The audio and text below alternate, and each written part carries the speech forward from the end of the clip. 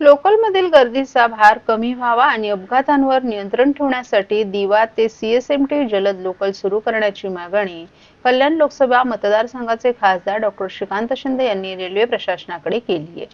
Mumbra railway स्थानकात आज सकाळी झालेल्या लोकल अपघातातील जखमींची डॉ. शिंदे यांनी कळव्यातील छत्रपती शिवाजी महाराज रुग्णालयात जाऊन विचारपूस केली.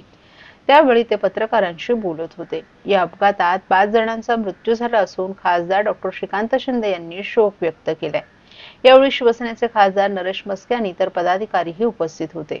खासदार डॉ. श्रीकांत शिंदे यांनी या अपघातातील 10 जणांना कळव्यातील छत्रपती शिवाजी महाराज रुग्णालयात दाखल केलं. रुग्णालयात दाखल करण्यापूर्वीच एकाचा मृत्यू झाला तर गंभीर जखमी असलेल्या दोघांना ज्युपिटर रुग्णालयात दाखल केल्याचं त्यांनी सांगितलं.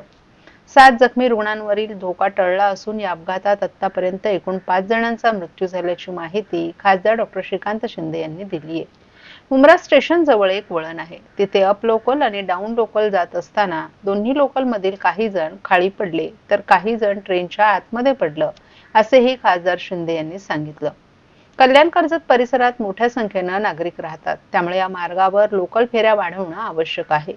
प्रवासी संघटनांकडून लोकल संख्या वाढवण्याची वारंवार मागणी केली जात असल्याचंही शिंदे यांनी सांगितलं. ठाणे कल्याण 5वी आणि 6वी मार्गिका सुरू झाल्यानंतर लोकल फेऱ्यांची संख्या काही प्रमाणात वाढली. मात्र 5व्या आणि 6व्या मार्गिकेचा छत्रपती शिवाजी महाराज टर्मिनस पर्यंत विस्तार होणं आवश्यक आहे. यासाठी रेल्वे प्रशासनाचं काम सुरू आहे. हे काम जेव्हा पूर्ण होईल तेव्हा लोकल फेऱ्यांची संख्या आणखीन वाढेल असा विश्वासही खासदार डॉ. श्रीकांत शिंदे यांनी व्यक्त केलाय. कल्याणच्या पुढे 3री आणि 4थी मार्गिका तयार करण्याचं काम सुरू असून यासाठी जमीन अधिग्रहण केली जात आहे. लोकलच्या फेऱ्या जेव्हा वाढतील तेव्हा गर्दीचे व्यवस्थापन करणं सोपं होईल.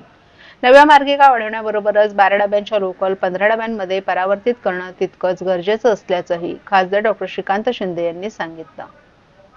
जे प्रवासी दरवाजावरती उभे होते ते एकमेकांच्या क्लिअरिटी माहिती नाही अजूनपर्यंत कशा प्रकारे घडलं आहे ते, पण त्याच्यामध्ये दोन्ही ट्रेन्समधले लोक जी आहेत ती खाली पडली आणि त्याच्यामुळे हा अपघात झाला. म्हणजे 2 लोकल ट्रेनमधली पडलेली की एका दोन्ही लोकल ट्रेनमधले काही लोकल जे डेथ झालेली आहेत ते ठाण्यावरून कर्जतच्या दिशेने जात होते आणि एक ट्रेन कर्जतच्या दिशेवरून ठाण्याला येत होती.